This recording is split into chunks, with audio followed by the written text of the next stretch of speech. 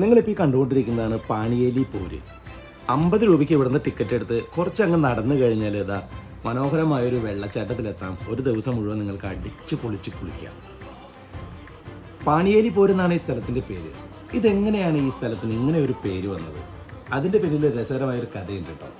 സംഭവം വേറൊന്നുമല്ല, പണ്ട് കാലത്ത് ആളുകൾ ഇടമലയാർ കാട്ടിൽ നിന്ന് മരങ്ങളും ഈറ്റകളൊക്കെ വെട്ടി ചങ്ങാടമാക്കി പെരിയാർ, കാലടി, മലയാറ്റൂർ എന്നീ സ്ഥലങ്ങളിലേക്ക് കൊണ്ടുപോയിരുന്നത് ഈ പുഴയിലൂടെയാണ്.